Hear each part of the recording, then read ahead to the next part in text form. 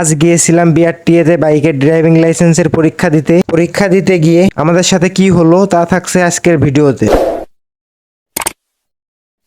Hello guys, আসসালামু আলাইকুম। কি অবস্থা সবার, কেমন আছেন সবাই? আশা করি অনেক অনেক বেশি ভালো আছেন। Welcome to Kazi Manik YouTube channel and Facebook page. আজকে সকাল 6টায় বের হয়ে গেছি, কারণ আমার বন্ধু ফোন দিয়েছে তার নাকি আজকে ড্রাইভিং লাইসেন্সের পরীক্ষা। ও একা যাবে, এই জন্য সকাল 7টার দিকে আমার বাসা থেকে আমাকে নিয়ে আমরা দুজন একসাথে রওনা দেই ফরিদপুরের উদ্দেশ্যে। আধা ঘন্টার মধ্যে আমরা ফরিদপুর পৌঁছাই যাই। সকালে বেরোইছি তো এই জন্য বাসা থেকে খাবার খেয়ে বেরোইতে পারি না, এই জন্য দুজনে মিলে ফরিদপুর এসে সকালের নাস্তাটা সেরে নেই। তো নাস্তা শেষ করে আমরা দুজন আবার বিআরটিএর দিকে রওনা দেই। ওইখানে যাই দেখি যে অনেক ভিড়, আমাদের আসতে তবুও লেট হয়ে গেছে। যদিও সকালে বেরোইছিলাম, অনেকক্ষণ অপেক্ষা করার পর ও ভাইবা এবং ফিঙ্গার দিতে এক্সাম হলের ভিতরে গেছে, আর আমি এদিকে বাইরে বসে একটা গাছের নিচে বসে আড্ডা দিচ্ছিলাম। একা একা কি করব, ও তো ভিতরে গেছে। দেখলাম যে এখানে কিভাবে আর কি ওই বাইক চালাই প্র্যাকটিক্যাল পরীক্ষা হবে, ওইটা অনেকে প্র্যাকটিস করতেছে, দেখতে ভালোই লাগতেছিল। আমি বাইরে বসে অপেক্ষা করতেছিলাম, এর মাঝে অনেক বৃষ্টি শুরু হয়ে গেছে। আমি দৌড়ে একটা গাছের নিচে বসেছিলাম, ওইখান থেকে একটা ঘরে যাই। যাওয়ার পরে দেখি যে অনেক বৃষ্টি হচ্ছে, এর মাঝে যে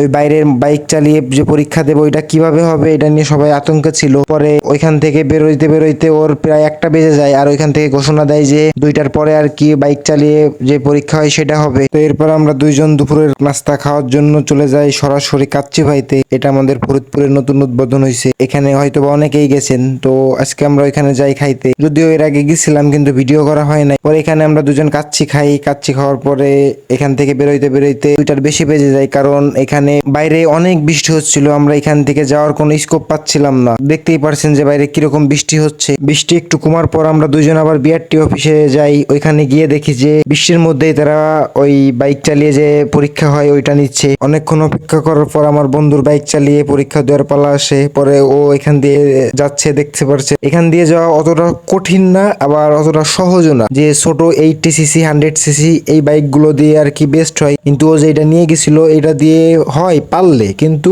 নতুনদের জন্য এখানে অনেক কষ্ট। পরে ও অনেক কষ্টের মাধ্যমে এটা দিয়ে পরে ওইখান থেকে এইটাই পাশ করে। এরপর যাই হচ্ছে প্রাইভেট কার, কারণ 2টাই ছিল। পরে প্রাইভেট কারের পরীক্ষা দেওয়ার ওইখানে প্রায় 40 মিনিট অপেক্ষা করার পর ওর নাম ডাকে। পরে ওইখানে যাই, ও যেই গাড়িতে বসে আমি ভিডিও করতে যাই, কিন্তু ওইখানে লোকজন আমাকে ভিডিও করতে দেয় নাই, কারণটা আমি আর কি জানি না। যদি আপনারা কেউ জানে থাকেন যে বিআরটি অফিসে আর কি বাইক চালিয়ে বা প্রাইভেট কার চালিয়ে পরীক্ষা দেওয়ার সময় ভিডিও করা নিষেধ আছে কিনা সবাই কমেন্টে জানাবেন। ভিডিও করতে দেয় নাই তো কি হয়েছে, তো আলহামদুলিল্লাহ ও এটাতেও ভালো মতো পাশ করে। আপনি যে পরীক্ষা দিয়ে পাশ করলেন, কিছু এখন খাওয়াবেন না? অবশ্যই অবশ্যই, চলো তোমাকে খাওয়াবো। তা এখন একটা ট্যুর হয়ে যাক। বৃষ্টির মধ্যে সেটার মধ্যে আজকে না ভাই, তুই স্মার্ট কার্ড পাওয়ার পর ইনশাল্লাহ। তাহলে এখন বাসার দিকে যাই। তো ভিডিওটা এই পর্যন্তই, আর বাড়াচ্ছি না, বৃষ্টি নামতেছে। Thanks for watching this video. If you like this video don't forget share and subscribe. যারা ফেসবুক পেজ থেকে দেখছেন অবশ্যই পেজটাকে ফলো করে দিন।